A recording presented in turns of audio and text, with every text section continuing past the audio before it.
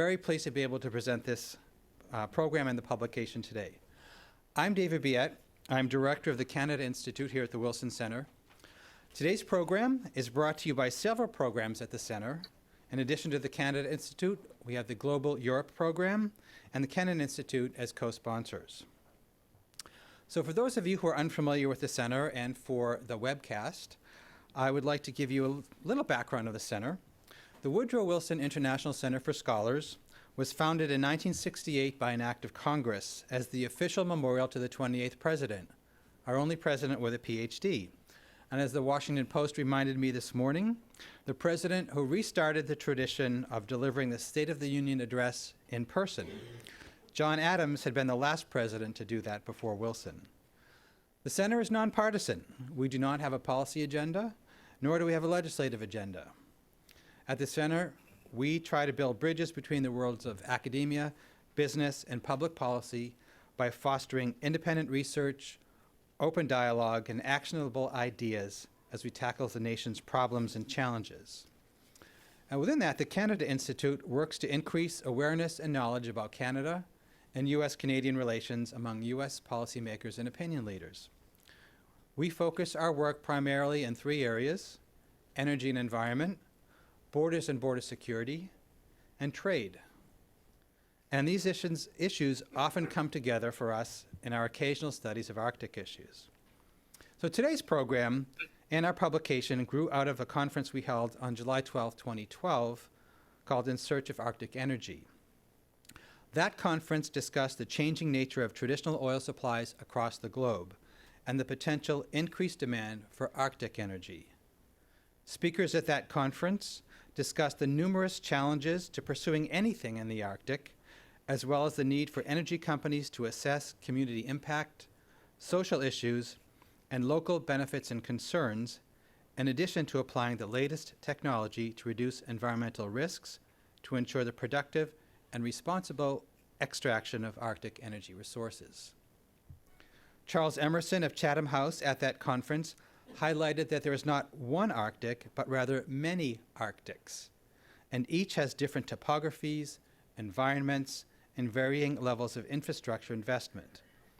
He recognized the importance of reputational and political risk in pursuing any Arctic activity, and said that should there ever be an accident, it could kill off industry in the Arctic. Julia Nene discussed challenges for Russia, which, she said, must increase its drilling operations in the Arctic if it wishes to remain one of the world's largest energy-producing countries. Increased activity by Russia will require massive investment in new infrastructure in both Siberia and the Arctic offshore plays, a particular challenge for Russian companies, which, she said, are inexperienced in offshore operations and lack the critical technology to exploit its resources. Jed Hamilton from ExxonMobil Upstream Research at that conference defined its Arctic territory as any place where sea ice affects oil production, and that theme comes up in our paper as well. He said that all offshore developments to date have been in shallow seas, and that the real challenge will be in exploiting reserves in deep water. While many feel that competition for Arctic energy resources could create new geopolitical friction in the region, Zach Hamilla of the Office of Naval Intelligence saw more opportunities for nations to work together to achieve their goals in the Arctic. Hamilla said that the Arctic is already spoken for, and nation-states need to maintain a stable environment in the Arctic in order to develop oil and gas resources. So following that conference, we commissioned the Eurasia Group to do some more research on energy issues in the Arctic. Emily Stromquist and Robert Johnston at the Eurasia Group researched and wrote this paper, Opportunities and Challenges for Arctic Oil and Gas Development, which was delivered late last year. Unfortunately, neither Emily nor RJ can be with us today. So, we're here to bookend the discussion of the paper, the conference that launched it, the paper, and today. We have two panels to look at the issue presented in the research. And you can find the PDF of this paper, Opportunities and Challenges, at our website, www.wilsoncenter.org/Canada. As I mentioned earlier, today's program is being webcast. So when it comes time for questions, please wait for a microphone. And I would like to give special thanks today to P.D. Fraser and Associates for their sponsorship of today's program. And next, I will turn the program over to Jan Kalitzki, who has been sort of a godfather to us on this project. Jan is counselor for international strategy with Chevron and a senior scholar here at the Wilson Center, among the many other hats he wears. Jan steered us into looking at the Arctic region as we began to look at energy issues, and he's been a phenomenal advisor on this project. Jan is also the editor with David Goldwyn of Energy and Security, Strategies for a World in Transition, which was the subject of another launch at the center last year. And I know he has a copy of the book, and he will wave it and tell you a little bit more about it. So with that, I'm going to turn it over to Jan, and the conference will be underway. Jan.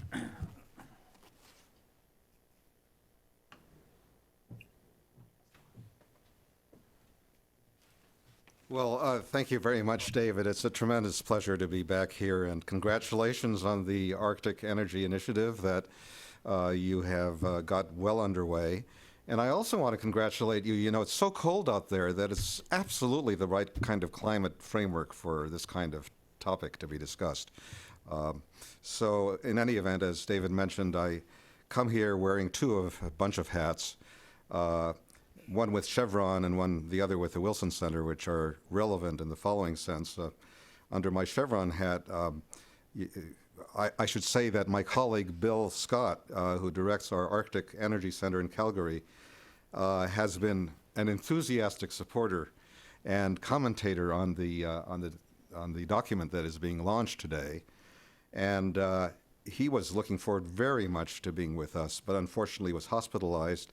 Nothing life-threatening, thank goodness, but his doctors vetoed even his Skyping in, so he said, well, please, say hello to everybody and how much I would like to be with you.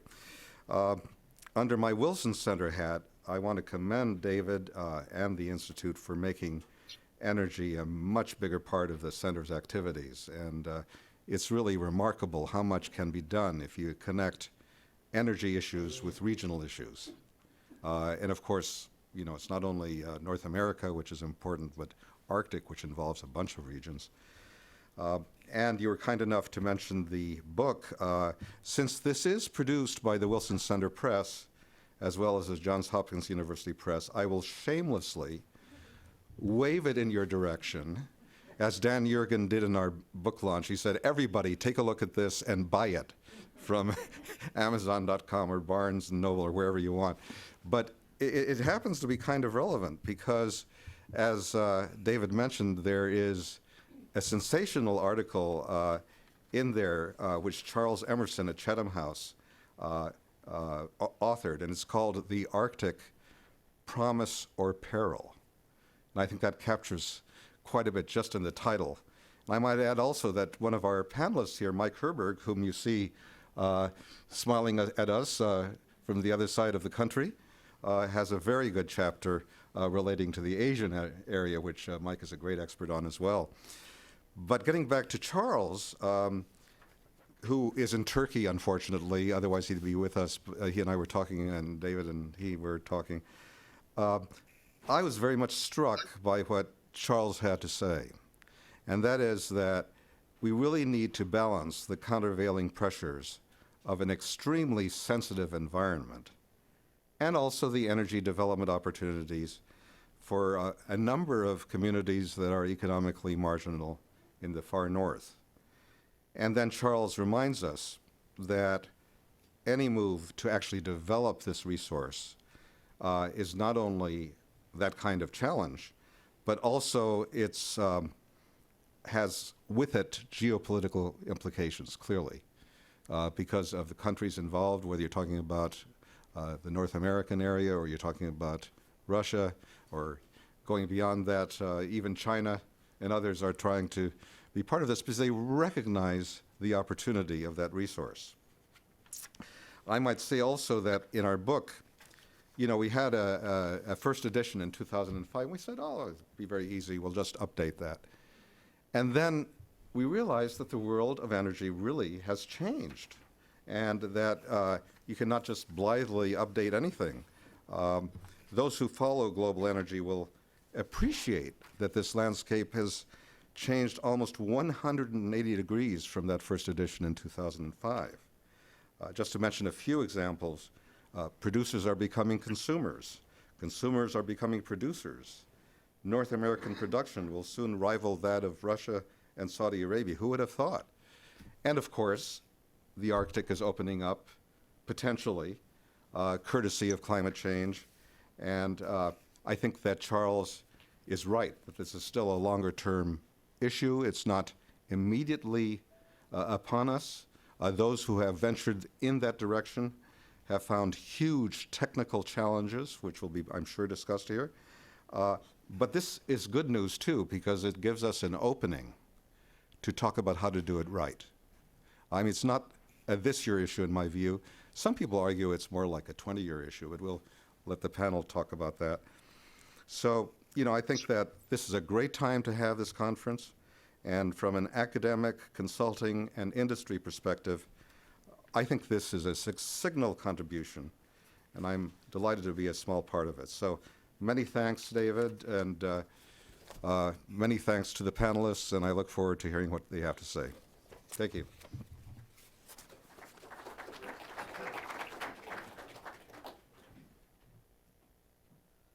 Okay, we'll get the first panel underway. Jim Slutz will moderate the first panel and add to the discussion. Jim's on our advisory board, longtime energy expert, formerly with the Department of Energy, and now all over the world with his own project. So over to you, Jim. Okay. David, thank you. And good afternoon, and thank you for coming here, and thank you to the Woodrow Wilson Center for putting this together and the opportunity to participate. Just to kind of give you a little update on our format here, as you see, well, Mike's joining me here, but we had planned to have two speakers on this panel, but Bill Scott, as was mentioned, wasn't available, and so we found that out a couple days ago, and so I've agreed to kind of double hat. I'm going to be your moderator, but I'm going to intro some comments on a couple areas in this panel, particularly in North America and Europe.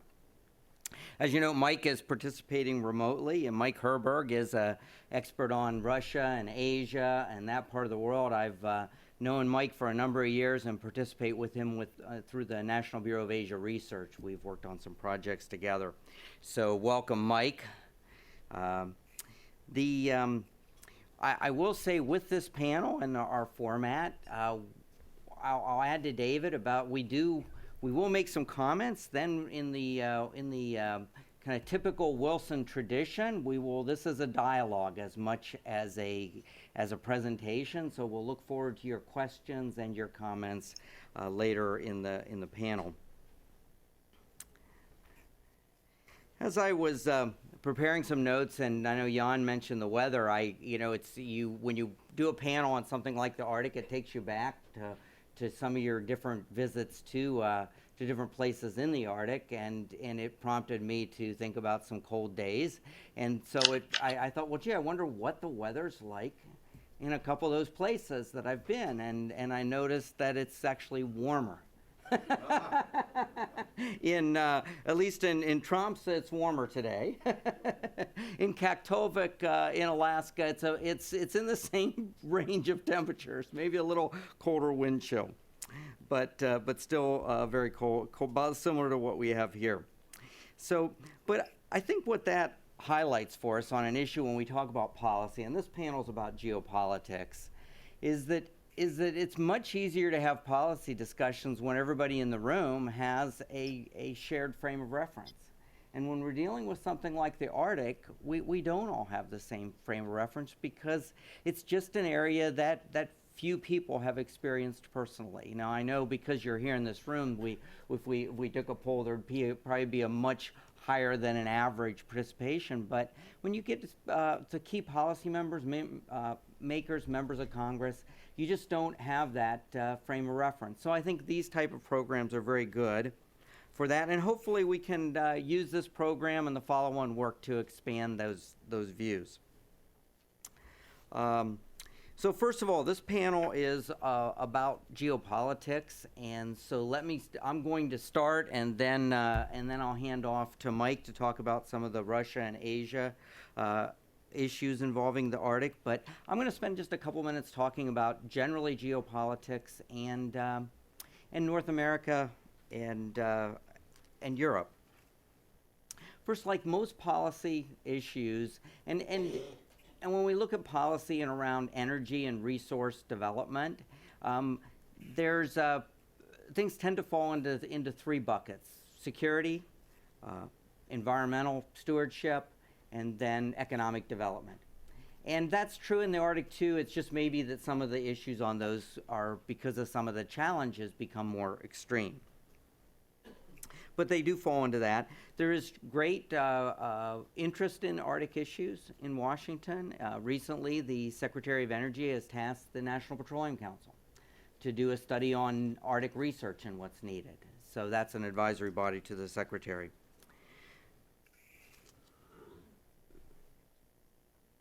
So looking at North America and Europe, and just kind of one way to look at where those different areas are was to kind of look at the different key countries' Arctic policies, and what is and all, well, I shouldn't say all, but all the key resource countries in the United States, Canada, Norway, all have a defined Arctic policy, and are all very active in the Arctic Council. The European Union has recently been accepted as a participant in the Arctic Council. And one thing interesting with the European Union, they tout that they are the largest single funder of Arctic research. So I think there's clearly a strong interest there. When you look at the policy areas, and especially those three countries, they're, as you would somewhat imagine, but it's because they all have a lot of commonality. So if you, they present a little differently, but I picked 5 areas that I think there are commonality between the U.S., Canada, and Norwegian Arctic policies. And these, there's a foreign policy and international relations component. All policies indicate that that's critical to the success. There are unresolved boundary issues. Those are identified as important components in those Arctic policies. And the national security issues, and energy security is identified as part of that security issue.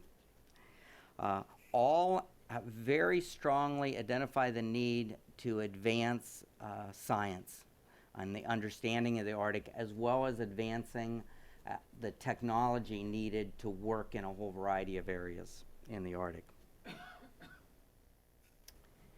All make strong statements about the need for environmental stewardship in all these activities. And the fifth one, which is common to this, but I think it's something that we don't, especially among the developed nations that we don't always think of as directly, and that is the need to collaborate with native peoples and to ensure the prosperity and that goes throughout all those policies, and those in the Arctic Council has mechanisms for permanent membership representatives. And I think that's a very unique aspect of Arctic development, that when we, it's very easy when we have these dialogues in Washington, and I'm sure in other capitals, to talk about these security, environment, and economic development, resource development buckets, and how do those interact.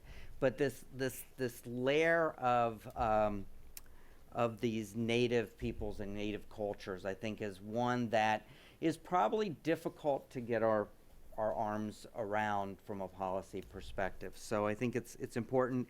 And what I'd like to do, because one of my more memorable trips in the Arctic was participating in a House Resources field hearing in Kaktovik. So I thought I'd share just a couple insights from that hearing, because when we talk about these geopolitics, we tend to think of these high-level, U.S. Canada, U.S. Russia, the whole multilateral relationship geopolitics. But you know, there's a famous saying, "All politics is local," and when you bring in these indigenous peoples, I think there's a local, a very important local dynamic that we forget. And so I'll share 2 points that came out of that my personal engagement. One was the mayor of the North Slope Bureau. And again, remember, this was a field hearing in Kaktovik, so it was much around the Arctic National Wildlife Refuge. And he talked about there being 2 ANWRs. There's the village of Kaktovik, which is a little city. You know, it's a few hundred people, but it's a village, small city. It's so remote, but it has all the aspect of a typical small city. He talked about there being 2 ANWRs because that is actually a human development that's been there for hundreds of years. And then there's the other ANWR that people tend to think about, this vast wilderness. And from a local official's point of view, he was trying to grow and develop and provide all those services. And so obviously economic development was very high on his view.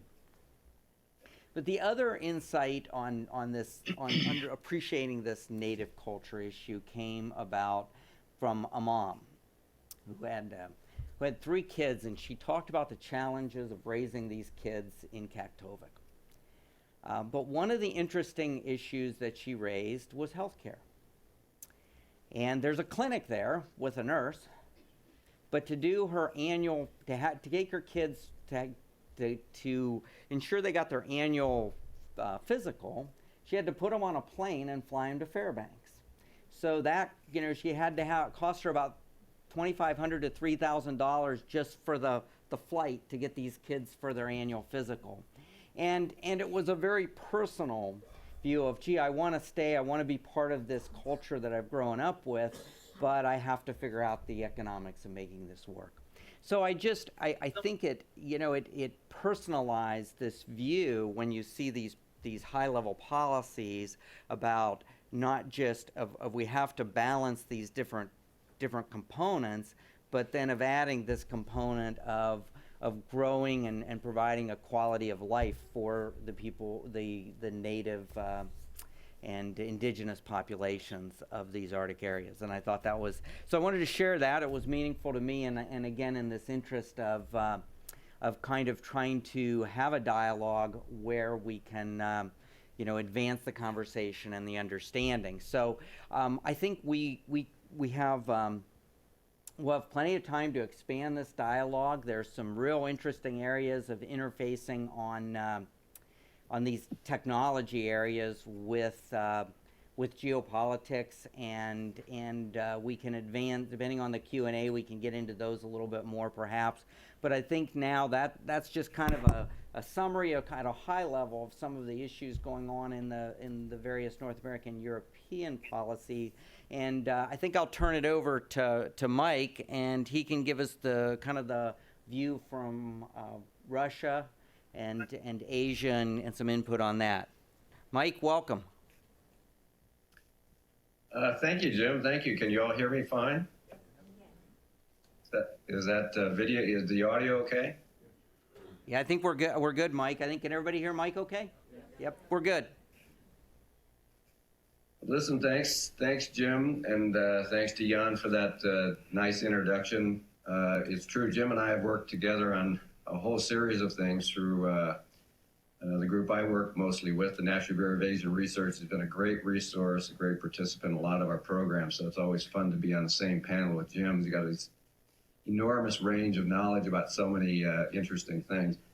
And Jan's book, I'll confess that I teach 2 graduate seminars at the University of California at San Diego every year, and I use that book as my textbook, Jan, so you know, it is getting used, and that's a pretty strong endorsement, at least from my perspective.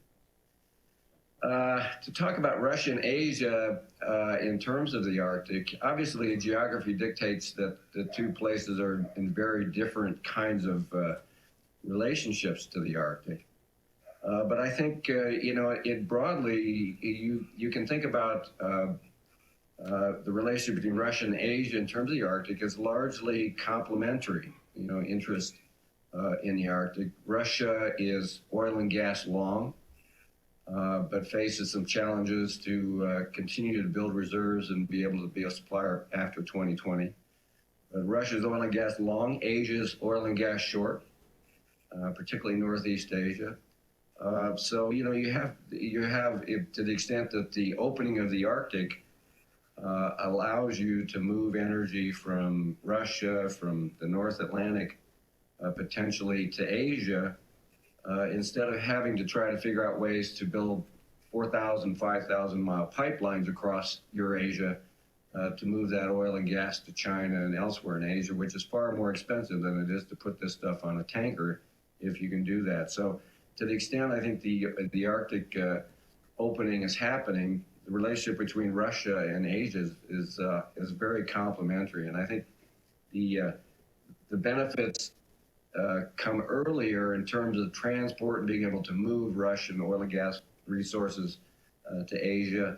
I think in terms of the new resources, the new supplies coming out of the region, that's, I think, a much longer term proposition because as Jim knows and others, those kind of projects in the Arctic region, those are 10 and 15 and 20-year kinds of projects. These are, the iron law of long lead times is the heaviest in terms of these giant, very expensive, technologically complicated developments that would happen in the Arctic. Let me first talk a little bit about Russia's interest in the region and relate that in particular to the energy side of this. Clearly, energy development and energy exports are central to Russia's economic performance, standard of living. Hydrocarbons represent over 40% of total exports. It's a huge part of the Kremlin's stream of state revenues. So anything that relates to new supplies, finding new markets, prices for hydrocarbons is a real central concern for Russia. So the Arctic is a highly salient issue for Russia. And I would contrast that with Asia, where it's far less salient just simply because of the geography, but important nonetheless.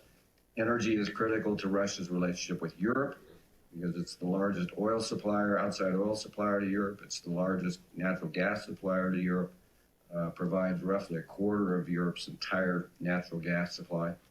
So it's highly salient in the continental geopolitics between Russia, Europe, Central Asia and Eurasia, and increasingly over time with China and Asia. Obviously, Russia is a member of the Arctic Council, one of the 5 littoral states. It has the longest coastline along the Arctic, so this is very important. Russia is only one of 3 countries that have developed a specific policy framework for its Arctic interest. In 2009, it announced a set of policies. And that's along with Canada and Denmark, which have done the same thing. And that focused mostly on access to resources, development of resources, and transport resources, and fisheries as well. So with that little bit of introduction, I think I think it's worthwhile to break down Russia's interests in both Asia in two frames. One is resource opportunities, development of new resources. And second, the transport aspect of moving energy from North Atlantic and from the Arctic coast of Russia to Asia, which at this point is not possible except through long, expensive pipelines that really don't make good economic sense. In terms of the resource development, it was talked about earlier from the earlier conference. Russia faces real challenges. It's one of the largest 3 producers of oil and gas in the world, but it faces huge challenges of declining, aging oil and gas fields. And it needs to be developing some very large resources and reserves to be able to remain a large supplier to Europe and the global market after 2020. And the place those resources, reserves are going to have to come from is in the Arctic and in the very north. And these are very expensive, very long-term, very technologically challenging fields. That's why they've begun to bring in the international oil companies, the IOCs, who have the technology, the experience, the capital and resources to tackle those offshore and Arctic fields and Arctic conditions and the technological complexity that they have experience with the Russian oil and gas companies, Gazprom, Rosneft, simply don't have that scale of experience. You've got deals that they worked out with Exxon for the Kara Sea.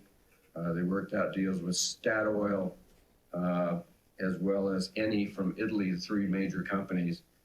Various Arctic contracts for the Arctic Sea, Barents Sea, Oshkosh Sea areas. And they've just announced recently a new tax regime to be suited to the high cost and technological complexity of the offshore areas of the Arctic. So they're moving to try to push this development forward and allowing partnerships and access to the IOCs to bring in that expertise. But again, this is going to be something that's way post 2020 before it gets very close to real development. But it's obviously critically important for Russia. This is where their future resources are going to be.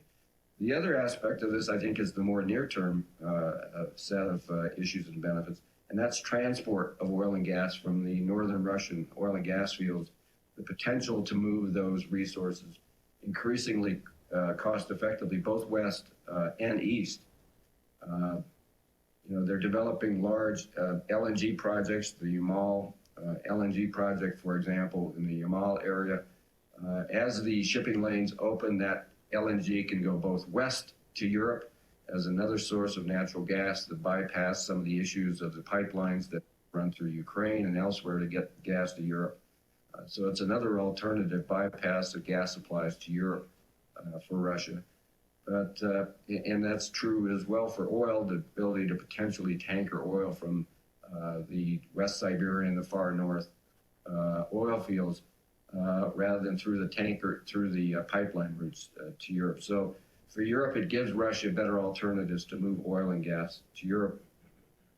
But also it adds in terms of diversification that it provides a potential for oil and gas to move east because tankering in theory through the northern sea route would be far less expensive than trying to move oil and gas to Asia via pipeline. So I think that would be a quick summary of the Russian situation, and let me then turn to the Asia side. Again, Asia, particularly China, is interested in these resources, both as resources to be developed and potential opportunities to invest in those resources and new resources for Asia's energy needs, but also shipping and transport and opportunities to bring a different transport route for critical energy supplies to Asia. China, Japan, South Korea, and India are all, as of May 2013 now, permanent observers on the Arctic Council. Non-voting members, of course. None of them have a specific Arctic policy yet, but they all want a chance to be able to influence the decisions of the Arctic Council, the governance of the Arctic over the long term for climate change, resources, fisheries, for a whole series of reasons.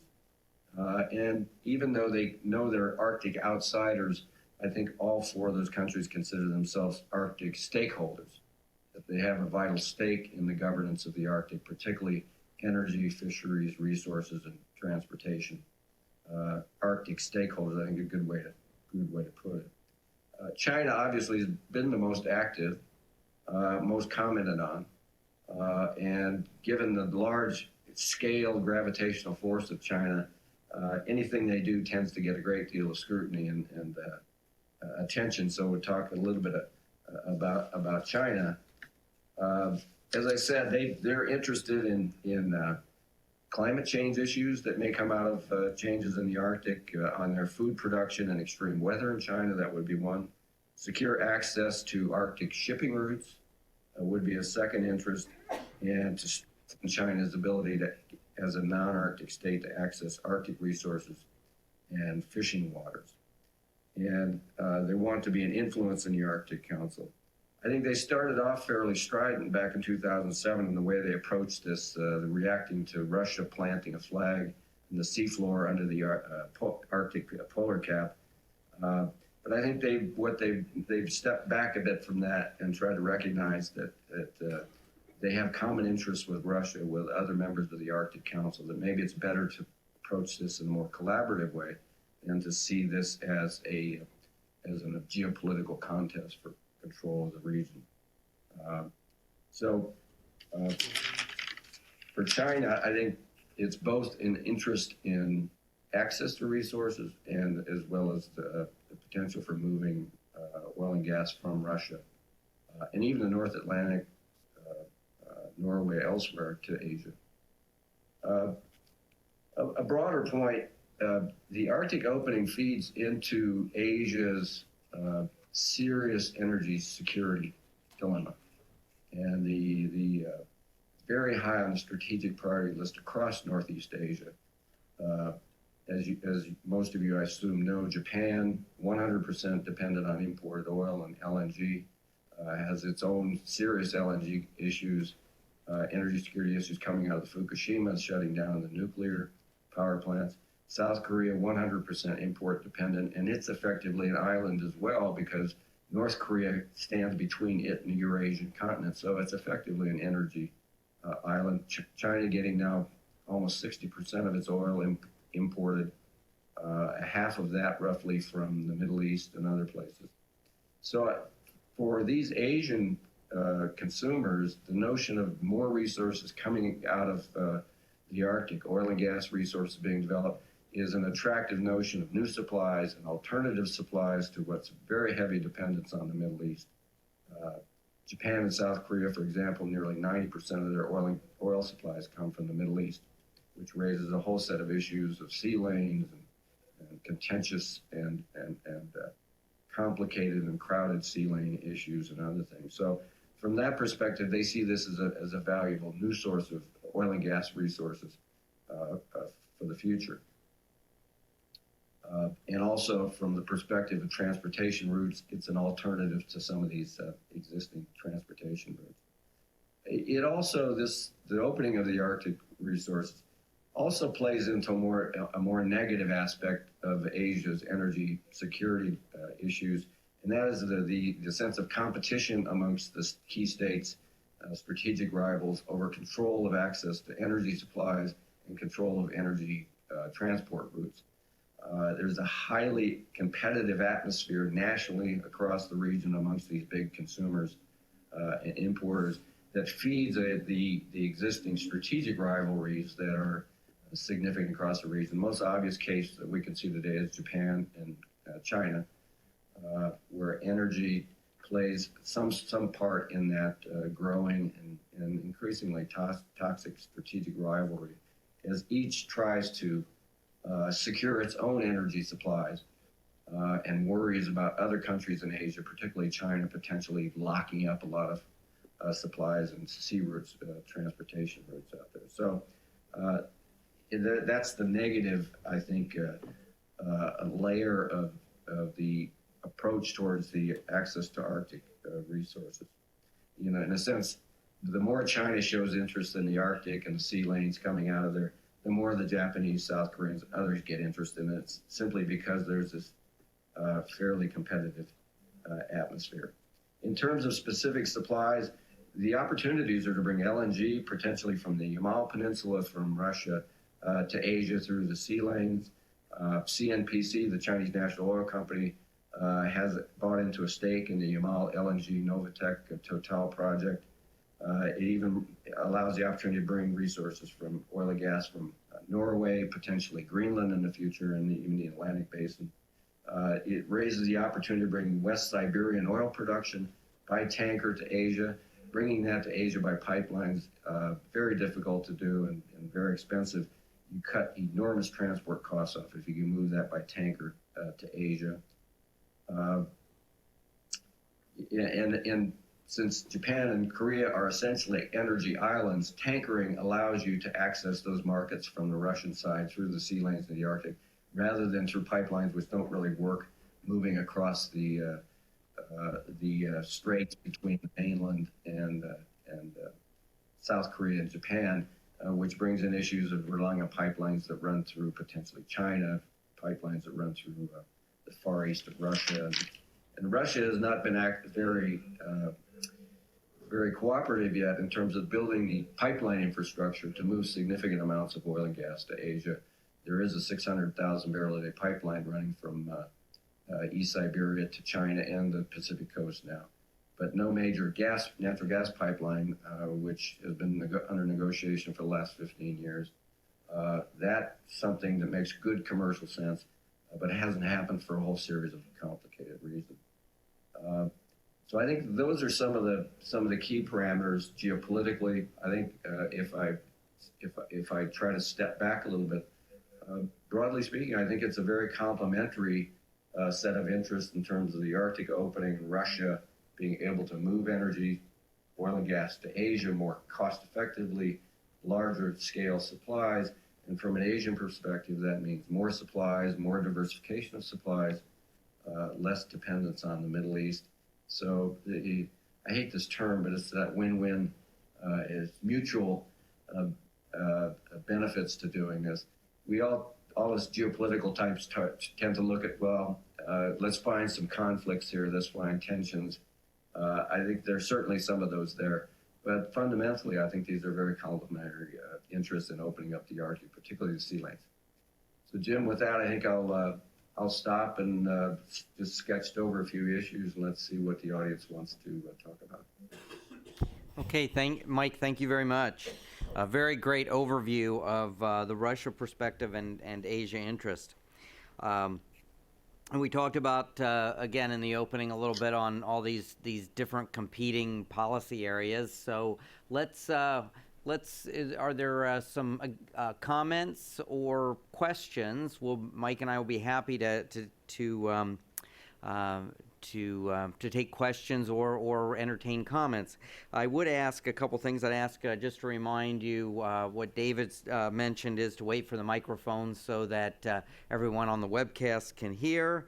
And if you would just state your name, and if you have a comment, make it, please be succinct, and if you have a question, put that forward as well. Thank you. Thank you for your remarkable presentation, really. My name is Anita Parlow. I'm with A.L. Parlow and Associates, LLC. I work in oil, gas, mining on a variety of issues having to do with environment and communities, et cetera. Your remarks about the win-win is very interesting to me, given that the U.S. is about to assume the podium with respect to the Arctic Council soon. And I'm wondering, when you're talking about win-win with respect to Russia and its capacity increasingly to export to China, I wonder, the most active role, it seems, thus far within U.S. circles has been from Alaska, which is logical, but Alaska is not the United States. So I wonder, where does U.S. policy, or what should U.S. policy be with respect to the evolution that you are describing with respect to the big players in the Arctic, and what should the U.S. role be? And given that Russia has the largest coastline and the U.S. is the biggest thus far economy, where does all that fit into our Arctic policy? Thank you. Mike, do you want to address that? Maybe you have, Jim. I don't often think of this in terms of U.S. policy interest. I mean, because I'm always focused on Asia and other places. Do you have any thoughts first before I say something about the U.S. policy side of this? Sure. I think it raises an interesting point of what is the objectives in the U.S. when it comes to opening energy resources. And I think especially given the current dialogue on U.S. energy, which is so driven by shale oil and gas development.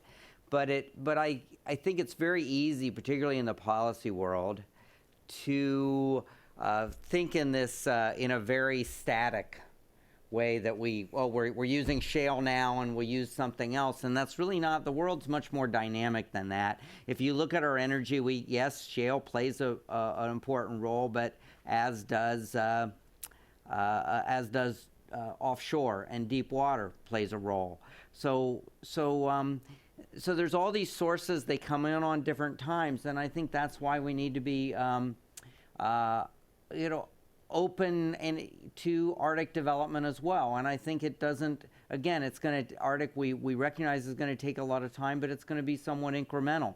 It's kind of like technology. You don't just solve a problem, but it's an iterative, and you continue to solve problems. And I think that's how we'll address the Arctic. So I think we have to be, from a policy standpoint, I think it's best to be identify what issues need to be solved and then move forward. And I think the market, because of the different options out there for energy, will move forward very cautiously. So, Mike, do you want to add something on Russia? Well, I think, I described, I think, the Russia-Asia relationship as a mutually complementary, kind of long and short, and therefore the resources moving and more resources is a beneficial thing. And from the U.S. policy perspective, since, I'm an old energy guy and a market guy, it seems to me we should be using a part of this enormous explosion in production of oil and gas here in the U.S. for exports of LNG, which could potentially, most of which is likely to go to Asia, and some of those could go to China.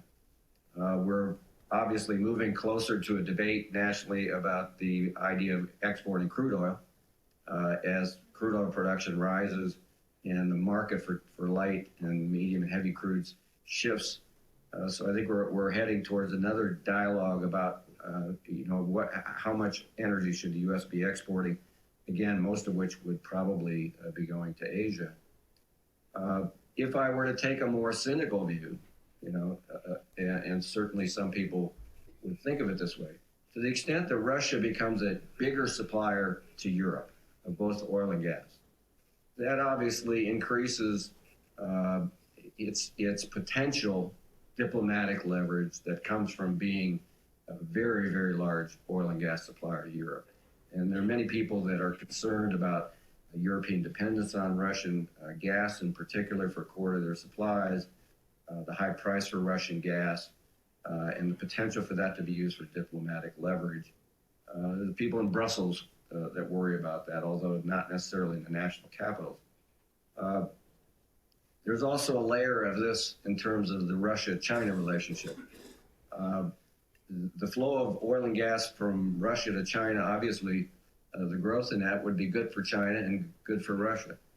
But it also raises the issues for Russia of increasing dependence on this enormous growing gravitational force of the Chinese economy, the movement of Chinese population into Far East Russia to develop some of these resources, which raises real issues of, from Putin's perspective, of maintaining control in the Far East, this sparsely populated, poor area, which is being inundated really by Chinese into the marketplace there, and there's real concerns. So there's tension between China and Russia over how much Russia wants to become a supplier to China and how much it really wants to feed this behemoth economic force that's becoming a very powerful diplomatic, political power in Central Asia and elsewhere. So if you want to get more cynical and more geopolitical about, there's other layers of this thing which you wouldn't see directly as win-win. There are tensions, I think,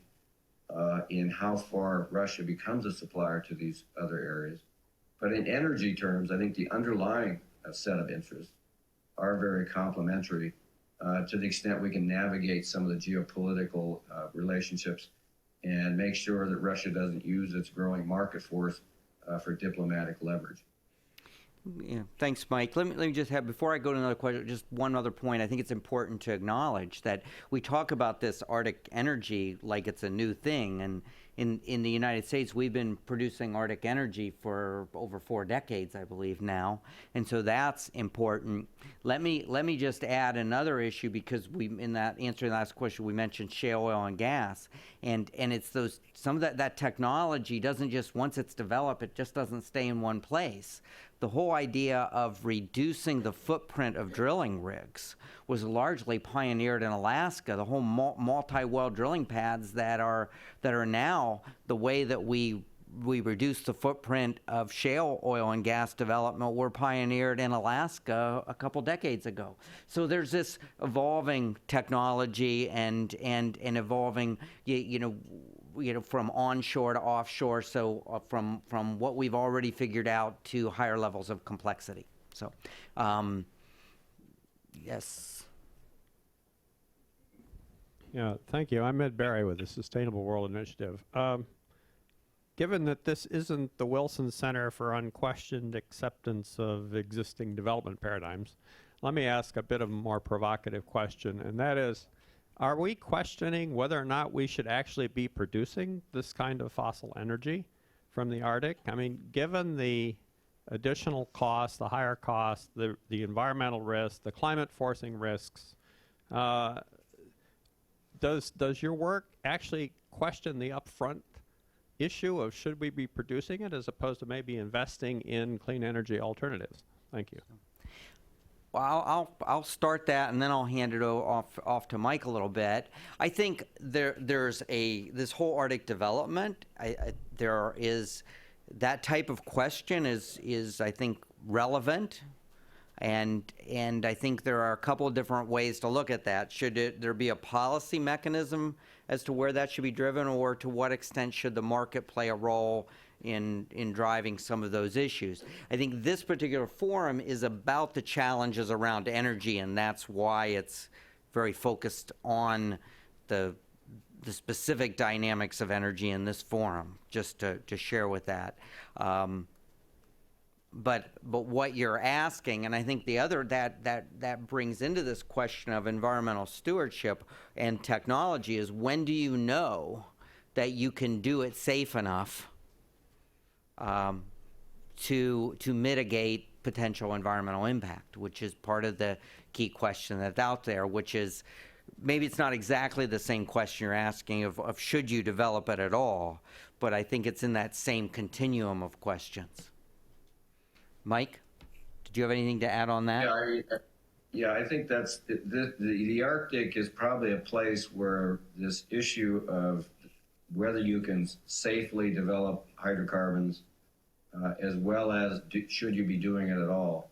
I think in the Arctic, potential Arctic development, this is where it comes into very, very sharp relief, because the industry's ability to manage problems is difficult enough in relatively benign settings. But when you move into these Arctic settings with the ice flows, the short drilling seasons, the huge parts of the year that you would not be able to access it to handle spills of some sort, I think you really brings into very short address from the environmental side of oil and gas use and development. We all have our individual views on that, but I think from where the Arctic comes in is that this is a place where to develop that oil and gas, you really do need what people call the social license, an environmental license, and comfort of publics in all the key littoral states and stakeholder states, that development can be done safely, and that's one set of issues. Broader issues of should we be using hydrocarbons or trying to reduce our use of hydrocarbons in terms of climate change and other issues. Again, it comes into sharp relief in the Arctic, but it's something that's going to be decided in another set of forums rather than just the Arctic Forum. Yes. My name is Robert Gelbard. I'm on the International Board of Guggenheim Partners. First, a comment. I just want to mention, too, that Singapore is now an observer, has observer status on the Arctic Council as one of the Asian countries. Question, going back to the first question, and looking broader at the question of the United States having the presidency of the Arctic Councils starting in 2015, my sense is that there is no coherent, well-integrated policy within the United States government in terms of Arctic issues at this point. Secretary of Defense made a very interesting speech at the Halifax Forum 6 weeks ago or so on Arctic issues. You mentioned the Secretary of Energy. The White House issued a statement about Arctic policy that was, if I may say, rather just so-so. Do you see any movement toward the United States government developing more coherence, stronger positions, more integrated positions in the run-up to 2015?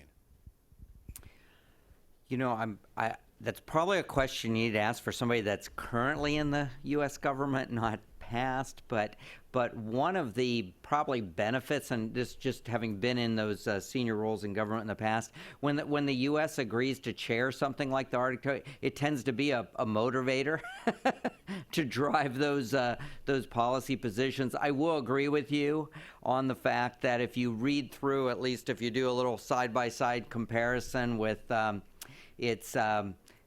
with like Norway's and Canada's and the U.S. policy statement, the other countries tend to be much more specific and finite in their objectives than the U.S. and much more detailed.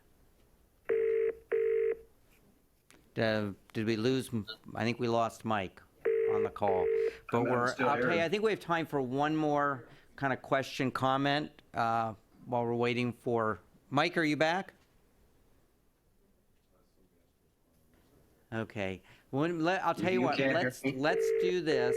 We're gonna do what we'll call the lightning round. Okay. To kind of get, We'll ask you to do your comment or question very quickly, and then if we can get Mike back on, we'll summarize. Okay. So with that, if you'll wait for a mic down here, I know you're right in the middle. While you're going to mic to her, do we have somebody right down here front, and then the gentleman back, yeah, right there. Okay, we'll do these three real quick. So, okay, go ahead. You have the mic. Thank you. My name is Joan Agerholm. I recently completed a tenure as Deputy Director of the Carnegie Moscow Center. But my question actually goes back to an earlier life with the Eurasia Foundation in the Russian Far East as the director of their center. I agree with Mike on everything he says about the Chinese inundation, economic presence, which is very strong in the Russian Far East, a very poor, sparsely populated region. But I observed ExxonMobil and Sakhalin Energy working on Sakhalin on that 30-year project. And I was thinking about some of the same issues that you had mentioned, Jim, in dealing with indigenous peoples, and in particular, the possibility for development to work with private industry on public-private partnerships to perhaps mitigate some of these issues that would come up. And you had talked about health and perhaps education as an issue. What do you think could be other areas in which public-private partnerships, such as those with Chevron, is involved with? I know they're very interested in that area. What other development issues you think could lend themselves to effective public-private partnerships in mitigating some issues, especially among all these countries interested in the Arctic? Okay, we're going to take other questions. So who else? You have the mic. Go ahead, and then we'll kind of wrap up. The U.S. is starting to work on more of a presence off the shore of Alaska, preparing for that potential opening of the Arctic.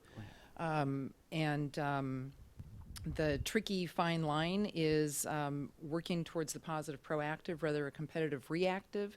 And while we develop that presence, how do you keep like a friendly diligence rather than maybe other folks thinking it's invasive? So one of the questions that I keep searching out is what is going to be what we most need? I mean, obviously the icebreakers, Canada needs us to have those. The Coast Guard, Canada's small, Coast Guard's small. There are other things that need to develop with that. Complex issue, but overall, what is it right now? Because the U.S. has been a little slow getting to the table, but what is it that the U.S. really needs to focus on? Not just on the energy side of it, but also on as far as like icebreakers or other vessels that would be developed. Okay. I could add to the lightning round. format that we have. Rudy Peschel, I'm a retired Coast Guard, and I can tell you that You're allowed to comment and answer questions at this point, too. U.S. Coast Guard put its Arctic strategy document out at the end of May, waiting for the U.S. to put its strategy out, which was on the 9th of May. I remember the date because I was 71 that day. And what has come down from the U.S. strategy, which is a ubiquitous we with not much emphasis on the technicalities and lacking totally a sense of urgency, despite where Russia is going with it. The U.S. Coast Guard, as a DHS component, puts out a strategy that is light in action, all awaiting what a few of us have known to be coming about via a webinar that we took part in last fall. The National Security Staff is putting out an implementation plan to the national strategy that on Friday will be exactly 1 month late from when it was promised by the end of the calendar year. So there's an anticipation that this implementation plan from the National Security Staff will come out with not a lot of urgency or detail in how to go about policing energy policies. Meanwhile, the state of Alaska, with being an Arctic state and the U.S. not recognizing that it is an Arctic nation, Alaska is running ahead with public-private partnerships, and they are just way ahead. So there is just a total different level of interest and activity from the national perspective and the state. We're a bit. I know there's a lot of interest, and I think these topics are going to transition into our next panel. Let me just make a couple quick comments on those and a wrap up. First of all, I think of the public-private partnership issue that's raised is I would reference you back to the paper that this announced. There's one of the conclusions in that there's a little discussion dialogue about the importance of public-private partnership, and I think that's a key point. It actually goes back into this issue of indigenous peoples that you raised, and there's a fascinating some of you, I'm sure, have done work in the developing world, and one of the issues, if you're a big company coming in, you have to create this infrastructure around. It's not just how do I develop this project, how do I, hire locals, how do I work that working with the indigenous population into my project, and I think that's something that this whole issue of the term was used, social license to operate, was kind of coined in those developing world frameworks, and we're now hearing that term. It's becoming much more in use for instance, in the United States, in working with communities, for instance, shale oil and gas development. Do you have the social license to operate? Do you have the approval? And I think that is a key component. And one of the reasons in my opening comments I kind of highlighted the indigenous peoples, because I think that's a key component that in this big picture kind of Washington mindset of environment, security, economic resource development, we don't always funnel that piece in, which is very unique, and I think we have an obligation and importance and to understand those citizens that have that are part of that Arctic environment. So I know this just kind of touches on a lot of issues on geopolitics and all those different buckets. And I think the next panel is going to expand that and look into, there's a lot of developmental challenges. There's technology, there's economic. And so I think I'll transition and let Rebecca take over and her panelists for this next. Mike, I guess you're back. I'm sorry we lost you for a couple minutes. Mike, thank you so much for joining us today. Feel free to stay logged in if you can. And again, thank you very much. And let's thank Mike for his great insight. Thank you. Go ahead.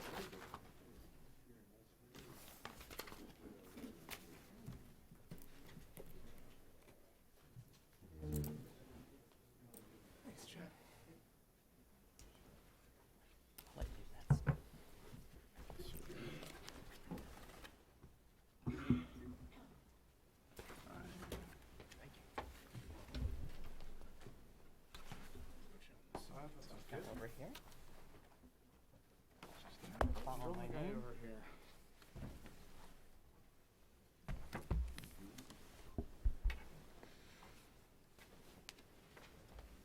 Okay, well, good afternoon, and Jim and Mike, thanks for those interesting and thought-provoking remarks that you shared with us to kick this discussion off this afternoon. As Jim just mentioned, this panel discussion is going to be a little more granular. The first was looking, obviously, at the big picture and geopolitics of the Arctic. Our group is going to look at some of the economic drivers of developing energy projects in the Arctic, and then really specifically looking at some of the demand issues that will, in fact, drive some of that investment. I'm going to do a brief bit of housekeeping here just to make some introductions and kind of give you my lay of the land as how we want to take this panel discussion forward for the remaining time we have. So sitting to my left is Kip Knudsen, who joins us from the state of Alaska, actually. So now we have a real Arctic person here in our midst. And Kip works as the Director of State and Federal Relations here in Washington for the state of Alaska. So it will give us, I think, a hands-on perspective of some of the political challenges of working in a remote state and then trying to translate some of those imperatives for the state economy here in Washington, D.C. To my right is Joel Darmstadter, who joins us from Resources for the Future. So some of you were querying issues with regard to development in the Arctic at all, and is it environmentally sane and safe? And so Joel's going to help give us some thoughts on that. Myself, my name is Rebecca Ranich. I have spent personally some number of years working in the Arctic, in the Russian Arctic in my case, where I worked on oil and gas development and, delivered oil and gas projects in the Arctic. So I spent a lot of time in places like Naryan Mar, which not really sure why that ended up happening in my career, but there it is. And to some of the questions with regard to Native peoples and the need to engage with Native populations and have public-private partnerships for sustained relationships that are positive. As we go into the presentation here this afternoon, perhaps I'll try to add some color around that. So with regard to the format, I'm going to continue to dominate for a couple minutes. I just want to set the stage for the discussion. We'll turn it over to Kip first, followed by Joel, and then I'll use my privilege as the moderator to ask a question or two based on their remarks, and then we'll turn it over to you in the audience. So I think, what we've all come to this discussion this afternoon recognizing is that this truly is an extraordinary part of this globe that we call home. It is the roof, fundamentally, of our world. And I think, when I look at it from my time in that Arctic environment, I can tell you there are moments when it is the most spectacularly beautiful place that you have ever had the privilege to visit. And at the same time, it can be one of the most extreme hostile environments that you have ever found yourself in. And so the juxtaposition of those two issues leaves you with a bit of a tangled view of the area. So I guess in summary, it's a rich location, but it's extremely fragile as well. These folks who live north of that 66-degree parallel are few in number. We count in the global population something above 7 billion today. Those who permanently make their home in the Arctic are somewhere around 4 million. So we're not talking about a large population of souls. And in fact, I think that really reinforces the remoteness of these Arctic locations, the significantly underdeveloped and undeveloped infrastructure, and the seasonal weather challenges, which in fact contribute to what we all have come to understand are the much higher development costs for any infrastructure asset. So I want to sort of ask you, as you listen to the comments of the next half hour, to really keep in mind that if you are part of this industry, which I've called home for the last 3 decades, when we are developing assets in any environment, whether it's in Louisiana, it's in Malaysia, Brazil, or the Arctic, amongst the many criteria and many issues which we keep top of mind as we develop these assets which need to live and perform for 40, 50, 60 years, is that technology continues to enable advantages to us and challenges for us.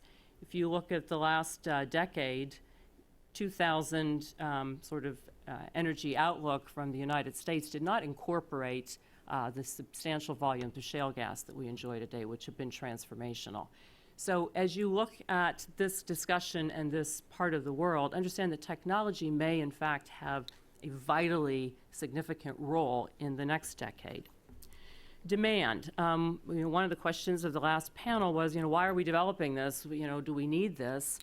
We are continuously looking at issues related to global demand and how we can most efficiently and economically supply that demand, from which basins, and economics plays a significant role in that analysis.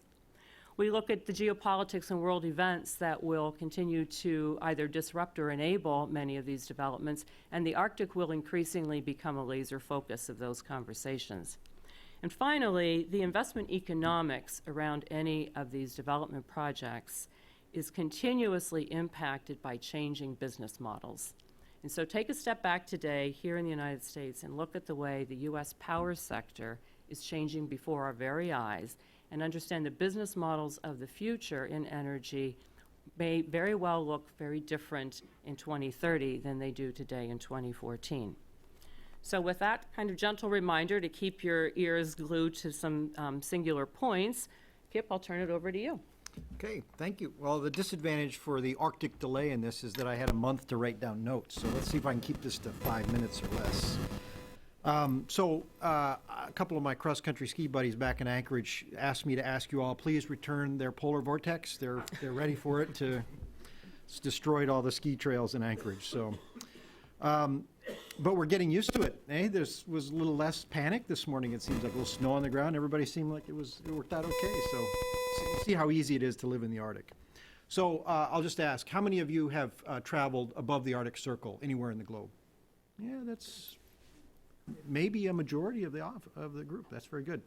How many of you are convinced you've used that you did not use a hydrocarbon molecule that came from a foreign source? Okay, nobody raised their hand. So until everybody in the audience raises their hand, Alaska oil is really important, because there's no reason why we should be burning oil or gas from offshore when we could have it made right here in the United States by U.S. citizens. I've been to the Arctic several times, but I call Anchorage my home. It's a nice city because it's so close to Alaska, as some people tease. To paraphrase a Saturday Night Live comedian impersonating Alaska governor, I can see it from my porch. I'll try to stay focused here. So one of Governor Parnell's key priorities is securing a future for Alaskans. And that includes more than 60,000 who live in what we'll define as Arctic parts of Alaska. Those are parts that experience permafrost conditions.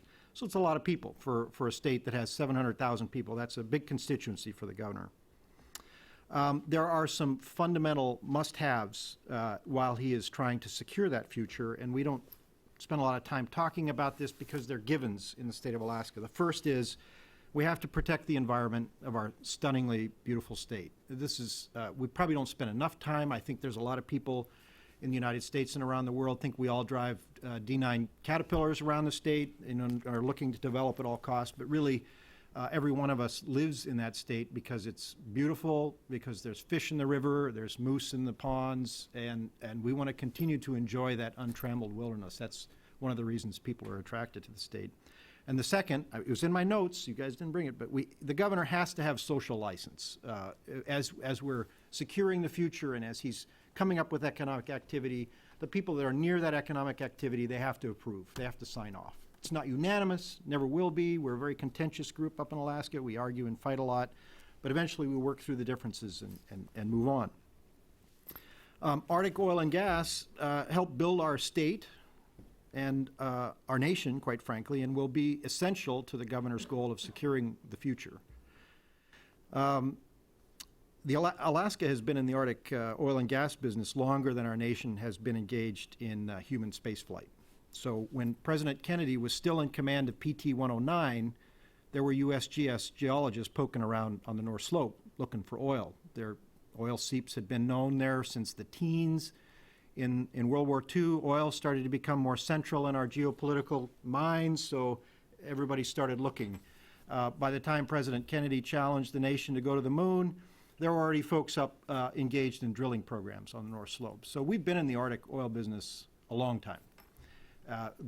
We in Alaska continue to react somewhat in a confused way to everybody that thinks this is sort of a new territory. We have some great history in Alaska, and it's not new territory to us. I make the comparison to spaceflight because a lot of people think Alaska is a little bit like the moon, I think. So it applies oftentimes. Today, oil revenues account for 90% of our state's general fund revenues. So we're highly dependent on the revenues that flow off the North Slope in particular. And direct and indirect employment attributed to the oil and gas industry is a third of our economy in the state of Alaska. Just to give you an idea of how indigenous peoples are involved, the Native Claims Settlement Corporation, called the Arctic Slope Regional Corporation, is an integrated oil and gas company. They drill, they produce, they ship, they refine, and they distribute oil and gas products. They've done very well in this business, and they are hoping to make and hoping to continue to grow that business in Alaska. They've actually exported some of their expertise to Russia and other places in the Arctic. The first deliveries through TAPS, the Trans-Alaska Pipeline, and combined with North Sea production, essentially ended the market dominance of OPEC. So Arctic oil has really had a geopolitical influence in the world for quite a long time. I don't know if we all remember back to those times, but when the oil started flowing into Valdez, that was a big deal for the United States and for the rest of the world. When the future is very bright. So Prudhoe and Kuparuk still today, after 30-some years of production, are still the nation's two largest oil fields. And that's all conventional production to date. There's still heavy oil, which is untapped, and folks are still kind of trying to find the source rock, the shale, that were the kitchens for the Prudhoe and the Kuparuk fields. So we can be going at this for 100 years or more easily, just with those fields. And those are state-controlled fields. They're under state land. State owns the oil and the gas. The people of Alaska own the oil and the gas inside those fields. 8 billion cubic feet of gas is reinjected every day into the Prudhoe Bay complex. 8 BCF of gas a day is reinjected. Alaska, we only need roughly 0.2 to 0.5 of that. So, eventually we'll start getting that to market. We only need a small portion of it. Lots of people in Alaska do not have access to natural gas for a space heating or electricity fuel. So this is a big deal for us eventually to get gas flowing down a pipeline, but it will happen. Governor's been announcing some recent progress with companies, so lots of good things happening there. As I mentioned, that's just state oil and gas resources. The federal government controls access to oil and gas resources in the 1002 area of ANWR, which has been noted. We still have exceptionally archaic 2D data. We don't really know for sure what's under there. We've offered to Department of Interior to help underwrite a 3D seismic program so we actually know what's under the 1002, and maybe we could put it to bed finally. Maybe we'd find out with 3D there's nothing there, and then we could all leave that alone and move on. But I suspect there's quite a bit of resource there. The National Petroleum Reserve of Alaska is quite bountiful, at least in gas and possibly in some oil. And then, of course, the Beaufort and the Chukchi basins in the OCS. These are all controlled by the federal government, and unfortunately, access is extremely limited. There has yet to be a barrel of oil commercially produced in any of those basins. We're soon going to be producing oil, I believe, out of the NPRA, but not yet. And when Alaska is looking at the other Arctic nations, all of the other hydrocarbon basins in the world, we feel like we're in competition with them for investment capital. And we don't start out in the best position because it's cold, exploration seasons are short, And it's very expensive to extract the oil. You know, when oil was between 25 and 40 bucks, all the basins that we're talking about today, we're really way out on the horizon. Now that oil's at 100 bucks a barrel, things have changed a little bit. We were about ready to build a natural gas line 5-6 years ago, and then shale gas hit. And suddenly, no need for Alaska natural gas on the North American continent at any rate. So now we're talking about liquefied natural gas. And the best thing about this is a town overwhelmed by scarcity right now, right? How do we spend less? How do we reduce the deficit? Well, Alaska's got a solution for the United States, and that is there's going to be a tremendous amount of federal revenue accruing from these federal basins that I mentioned before. With that federal revenue, and by the way, it has to be shared with the local and state government in order to be equitable as far as U.S. policy is concerned with revenue sharing. But when that revenue starts flowing, we can build things that we are currently lacking: icebreakers, ports, Coast Guard presence on the coast. And this is not for the oil and gas industry. They're going to buy all that themselves for what they need. They're going to supply everything that's needed for the protection and the risk issues. But the U.S. government has to be up there, has to be in the Arctic for a bunch of other reasons. And we don't currently have the money to create that presence. So the monies that can be derived off of oil and gas can help pay for that. And I guarantee you the state and local governments will be active participants in building that infrastructure and helping the federal government. I want to mention just a few things specific to the report when you all get a chance to dig into it. I respectfully would question how much Shell, Statoil, ConocoPhillips, and Eni think that lease term is an issue for their access to Beaufort and Chukchi. Right now, that would probably be maybe in the top 10, but way down after number 5 as far as issues confronting them, as far as realizing their investments in the Alaska OCS. I know they want to get to it at some point, but right now they just need access. We haven't, Shell has drilled 2 wells. They did not even get close to hydrocarbon zones. So, I mean, they've invested roughly $5 billion to drill maybe 2,000 feet of borehole. Those are really expensive wells to date. I'm fairly convinced that the Arctic Council is a very important forum for the world and for Arctic nations, but I really do not think that they are going to bring certainty or clarity to oil and gas development in Alaska or anywhere in the Arctic, quite frankly. A very important forum, but not necessarily a body I'm looking for to come in and start regulating economic activity. And finally, all due respect to all the other environments and ecosystems around the world, I'm not sure the Arctic is fragile or more fragile than perhaps another environment. All environments, all ecosystems need to be protected equally. Whenever we buy oil from a different country, Nigeria, Brazil, we have to make sure those people are producing oil and to a high standard as we are. I'll just tell a little anecdote. I have a friend in the oil and gas industry who was giving a tour to some Russian oil and gas executives, and they were in Valdez and they were talking about throughput through the pipeline. And he says, X number of barrels are produced every day. And the Russians were like, well, how many barrels of oil do you put into the pipeline? And of course, well, we put the same number in that we get out. And they're like, and the Russians were completely confused by this concept, right? They were, they were looking to see how many barrels were lost along the 800 miles of the pipeline. Totally unacceptable in the United States. And yet, how many of us burned Russian oil today? We don't know. I suspect some of us did. So we know how to do it well. We have the processes in place. We don't imprison Greenpeace activists, et cetera, et cetera, et cetera. There is no reason why we should be buying foreign oil when we have U.S. oil at our fingertips. Thank you. Thanks, Kip. So turning from the great state of Alaska to Joel to talk about some of the environmental issues which have made you a career at RFF. Over to you, Joel. I think there's an easy.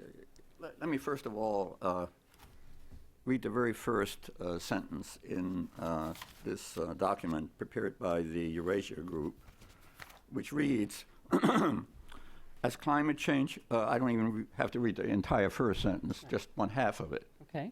Because we're running short of time. Sure. Now, as climate change renders the Arctic increasingly accessible, there has been a substantial uptick in industrial industry interest, et cetera, et cetera. A cheeky way of paraphrasing that sentence, thank God for global warming, because without global warming, we probably wouldn't be having this discourse this afternoon. And I think that that segues in a way with one of the last questions raised at the earlier panel, which was to the effect of should we be up there at all? And I don't think this is a question that can be summarily dismissed or shrugged off or treated as frivolous. If you look at the most recent set of projections, which reverts to Rebecca's concern with demand, whether it's by the World Energy,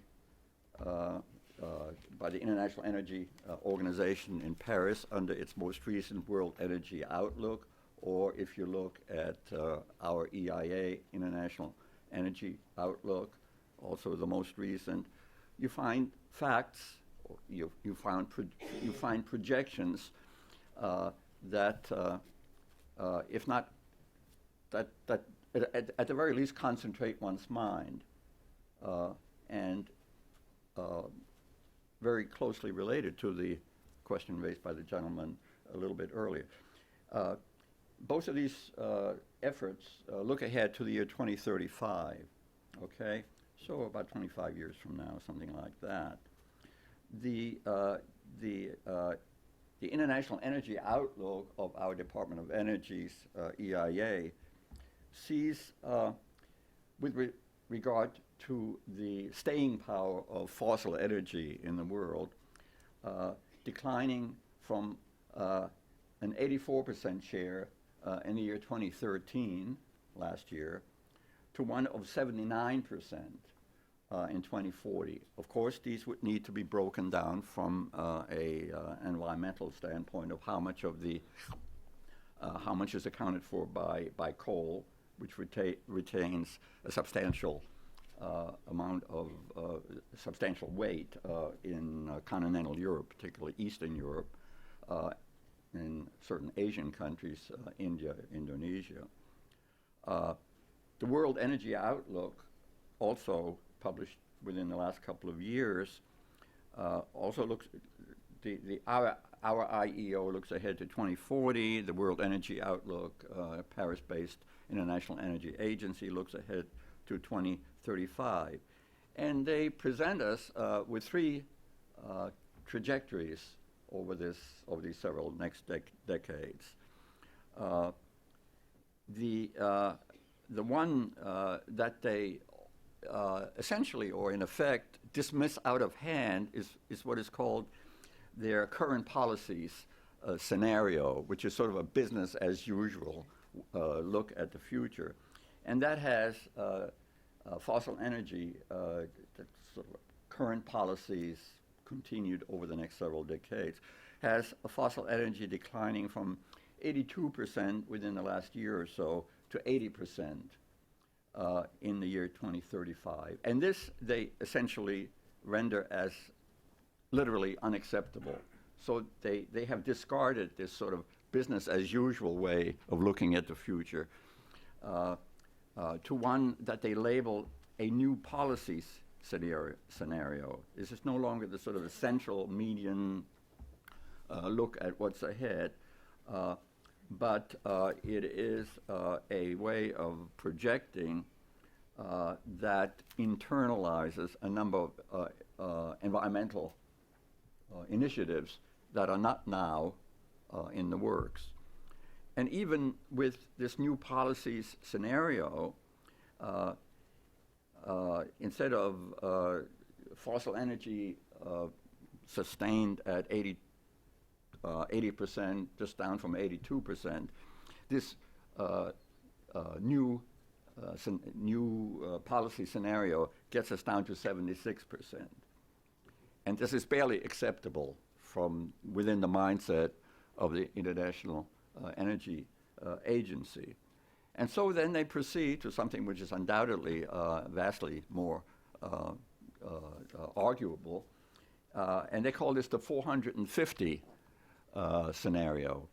This derives from the finding of the international, from the finding of the IPCC, the Intergovernmental Policy Project on Climate Change, which has not decreed but suggested that a temperature increase 2 degrees Celsius above present levels is something to be taken extremely seriously. And the IEO, the International Energy IEA in Paris, has translated this marker of a tolerable and beyond the tolerable and intolerable increase in global mean temperature as being sort of working back from that. It has suggested that atmospheric CO2 concentrations of 450 parts per million is about where the most that we can countenance for the future.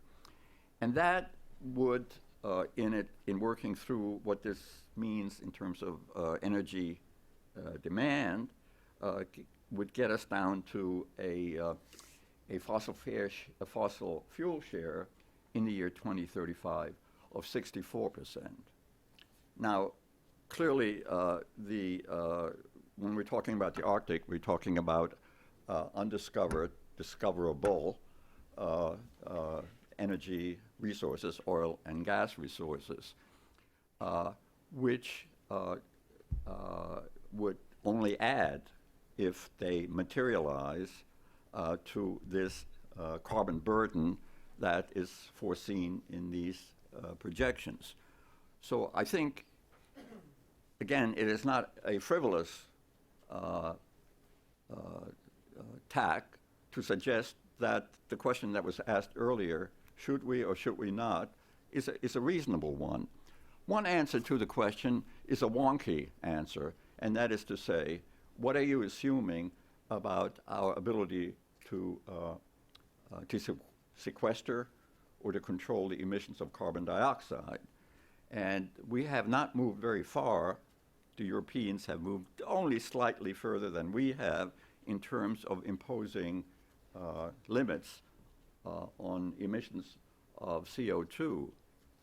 A big debate in the last year has been the finding from the task force that was organized by OMB, which has suggested that the social cost of carbon is somewhere in the range of $40 to $50 per ton of CO2. If you were to make the assumption that these guys here sitting in front of you in this panel, it's not their business to decree whether we ought to go into the Arctic or whether we ought not to go into the Arctic, though I think Kip represents a fairly vocal cheerleader for the position that we should. But from the standpoint of environmental constraints, one answer would be let us accept what many people have suggested is really badly needed, which is whether it's a carbon tax or it's a cap and trade system, but we need some policy device that signals the damages that would obtain without constraints on carbon emissions. When we're talking about the Arctic, we're also talking about gas hydrates and the possibility of methane refuge, methane, which is a powerful greenhouse gas, although less resident in the atmosphere. Why not? I'll stop with these reflections and open it up, contribute to trying to answer some of your questions. Suppose we had a $45 per ton, carbon charge. Obviously, nobody with any sense of reality would suggest an immediate and precipitous imposition of such a charge. And there's also the question whether it will be adopted. It is inherently a global damage function because the stuff is, distributed all over the world. And so it takes more than the United States initiative or start on imposing a carbon tax. But at least it would be a start. Well, let us assume that 20 or 25 years from now, when the oil and gas begin to flow from these as yet undiscovered resources, that we have a charge on carbon. Leave it to the market. I mean, if they're able to extract carbon-centric, fossil energy, whether in the form of oil or gas. Gas is much better than oil from the standpoint of the carbon imprint or footprint. Let the market decide to produce this stuff, because we now have a means of being constrained by tolerable emissions of greenhouse gases. Let me leave it there for now. All right, thank you, Joel. Okay, well, I promised I was going to take my privilege as the moderator and start firing off a couple of questions to the gentleman on either side of me. Thank you both for your remarks. Kip, I'm probably going to pick on you first. A couple of points. Really appreciated the perspective, as we knew we would have from you, of a very large oil and gas producing state. So the first question is, re-injecting 8 billion cubic feet of natural gas a day at a time when there are very large economies in the Asian marketplace which are hungry for gas, seems to be not a good use of that gas short-term or long-term. So some musings on what discussions are perhaps underway or have been ruled out in the last years with regard to releasing that gas for supply. Well, of 700,000 Alaskans, 699,999 want to be producing the gas. Just the one guy who's holding it. Well, no, it takes $65 billion to get it to market, get it to Tidewater. Mm-hmm. And last I checked, I didn't have that much. So the companies that do, they've got a lot of options in front of them. They can take gas from a lot of different places in the world right now. Qatar, Australia, Russia, and ship it to hungry Asian markets. And so the trick is, how can we be competitive with those gas resources as well? The side benefit of re-injecting for 40 years is it's kept the basin pressure up. I think the recovery rate in Prudhoe is at 60%, which is it's phenomenally high. Geologically unheard of, I guess. So these have been very good things, but we've crossed the line from productive to now it's just now it's just a bottleneck, and we'd love to try to get it to market. The other aspect is, there are Alaskans still cutting wood to heat their homes. They'd love to have that's hard work. It's good to keep you in shape, but it's hard work. Black carbon issues, et cetera, et cetera.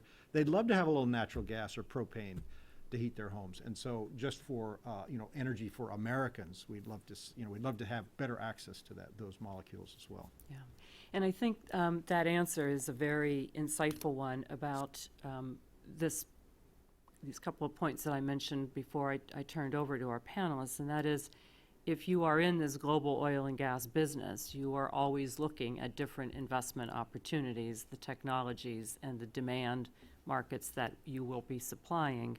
And so with a $65 billion price tag, there are cheaper basins from which to extract those hydrocarbons for other market supplies. So it keeps pushing off that great frontier then of that North Slope gas. Now, hopefully they're not thinking about this, but with the initial estimates to construct TAPS was $700 million. The final construction price tag was $7 billion. Yeah, it was a little over budget. So, I think they're better at project management these days, and they're not as big a hurry-up mode, I suspect, but those are risks that they have to be concerned about. Yeah, absolutely. You mentioned that from your perspective, obviously a biased one coming from Alaska, but I think it's a fair point to make, given the extreme interest in this roof of the world called the Arctic, that the U.S. government needs to have a presence there. and not just on the Arctic Council or through the Arctic Research Commission or other bodies of research and collaboration. But I would argue, and I'd like your comments on it, that it's probably fundamentally vital, number one, for national security purposes. We sit in a premier position in the state of Alaska looking at sea lanes and other military installations with the very near abroad, quite near, as your former governor pointed out to us, for competitiveness purposes. And by that I mean for technology development, which I think we have been leading in terms of safe development and operation in Arctic environments.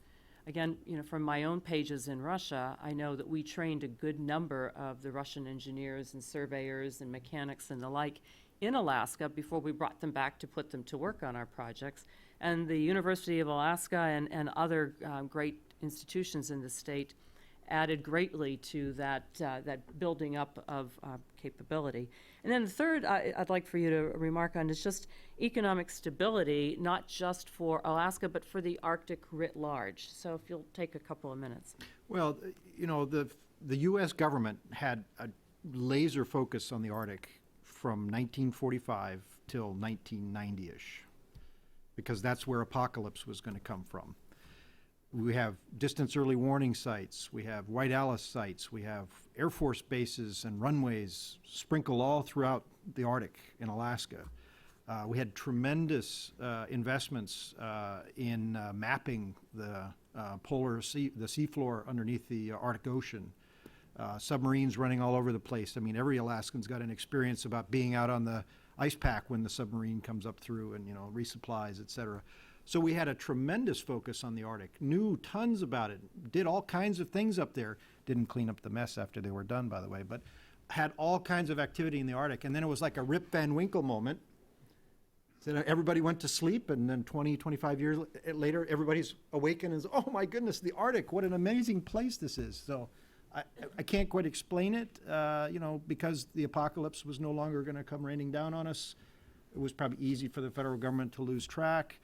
The icebreakers that we currently have in stock, they were built in the 70s. Now they're a little bit old and long in the tooth and not working all that well. So it's time for a refocus. We're buried by paper from the federal government on Arctic. There's a plan coming out every month, a strategy, an implementation plan. It really comes down to money, bottom line. Unfortunately, it just comes down to money, and it'll be a focus. Everybody's laser focused on the risk of oil and gas activity in the Arctic. What Alaskans lose more sleep over are the ships that A, we don't even know they're there. B, we have no idea who's on them or what safety systems they're using, and whether a cruise ship is spilling 500,000 gallons of bunker. That's a big problem for us anywhere in the state of Alaska, but we don't even know where some of these cruise ships are most of the time. So our situational awareness in the Arctic is dramatically lacking. Did I answer? You did. Okay. I think you got to sort of the primary themes, and I'm a bit long-winded here because this is a subject of great interest for me as well.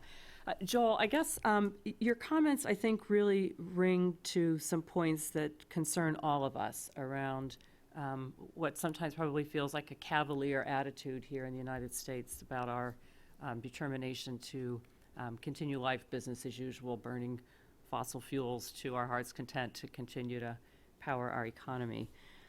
I think it's a valid concern that you raise because in many ways, a lot of the infrastructure that we look at today, particularly on delivering electricity to our homes, is actually legacy technology from the late 19th century. So there's no question that we are in need of upgrading what Thomas Edison and George Westinghouse put into service in 1888, stringing wires between plants that create steam by burning hydrocarbons. But I would argue that, on the other hand, in transportation fuels, we've done some remarkable things that I think have spoken and addressed the concerns that you have raised around some of the carbon issues.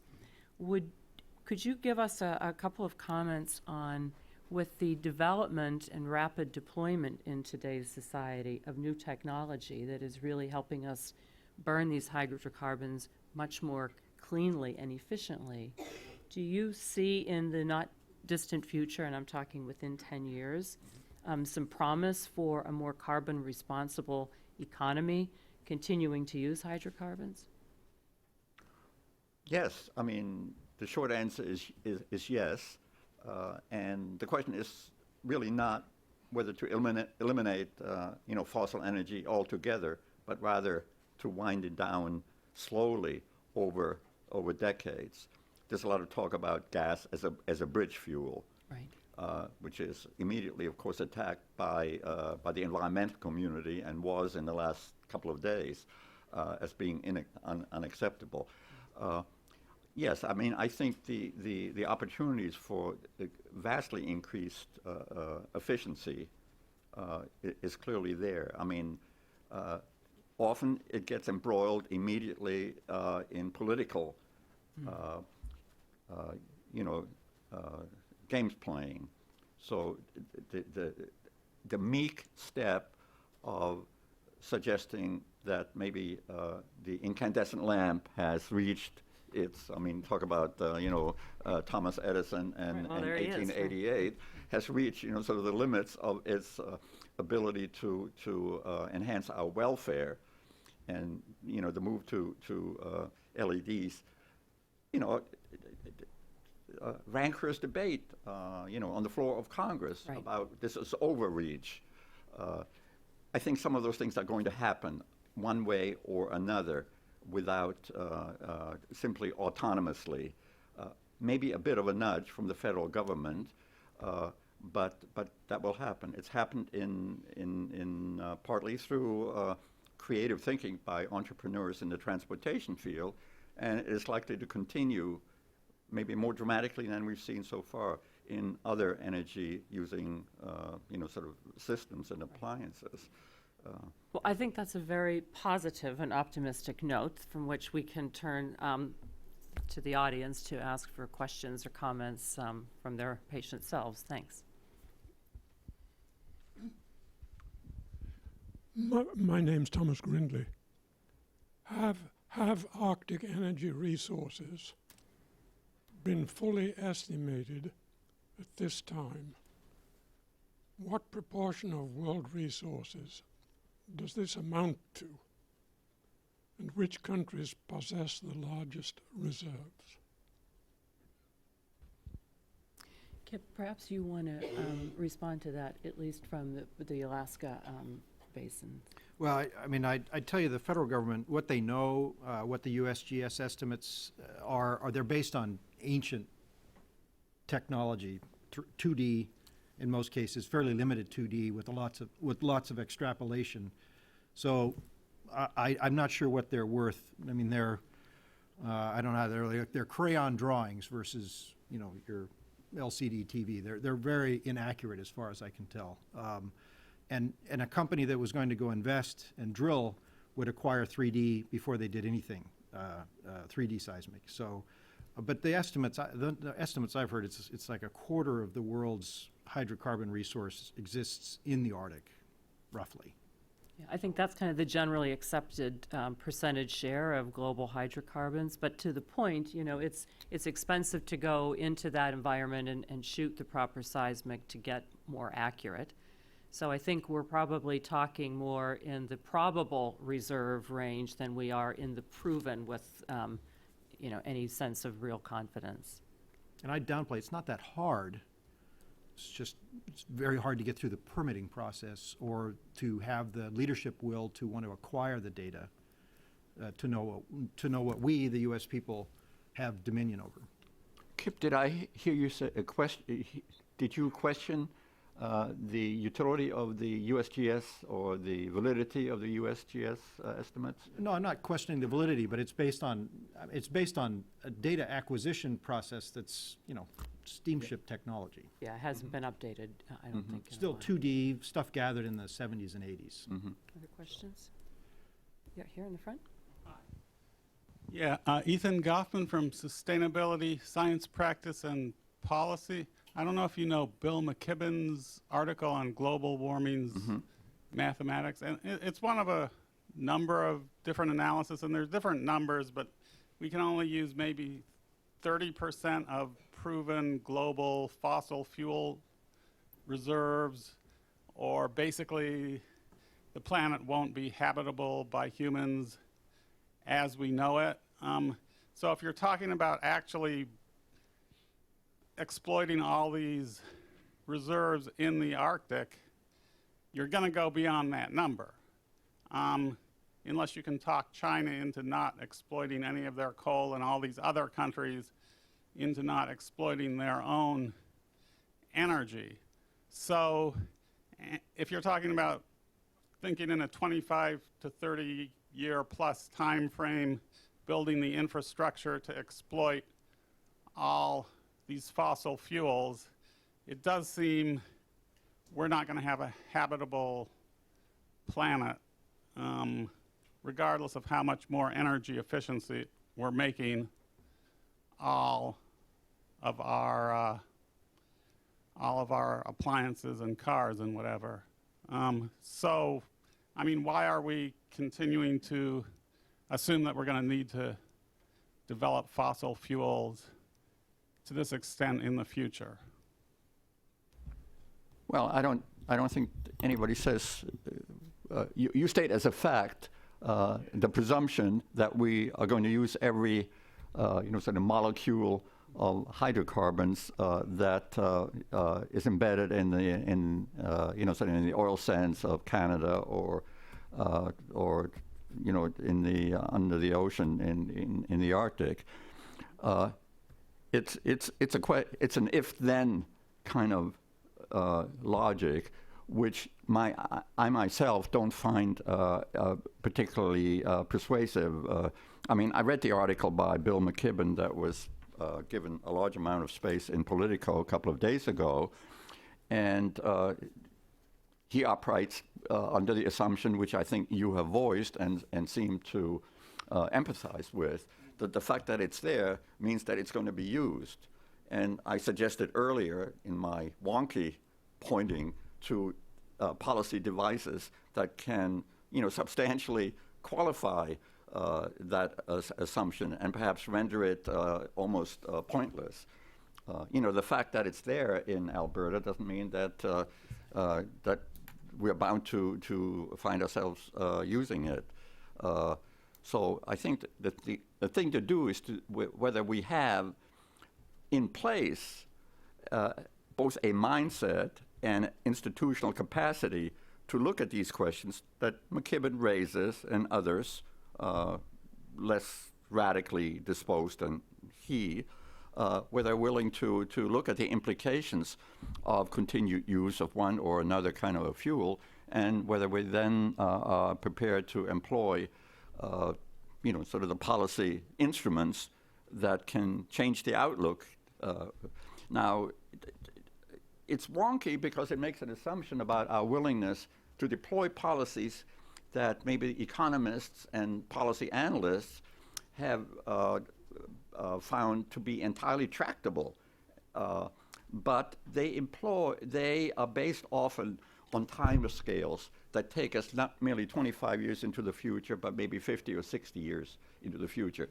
And for policymakers, some of whom have 2-year terms before the next election or 6-year terms, it's extremely difficult to bring that into play. And that, I think, is a huge challenge for the policy community working with the analytical community working with our political leaders and institutions. Well, it's a good point for us to wrap up on, because I'm being given the signal to cut. So, but it is, when you have so many different perspectives looking at the same topic, from the policy people to the policy makers to the legislators to ourselves and then industry leaders, it's difficult to see through the weeds to get to the right decision at the end of the day.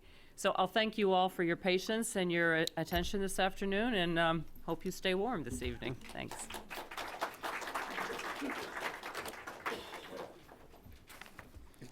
We didn't even have a representative of the Canadian industry for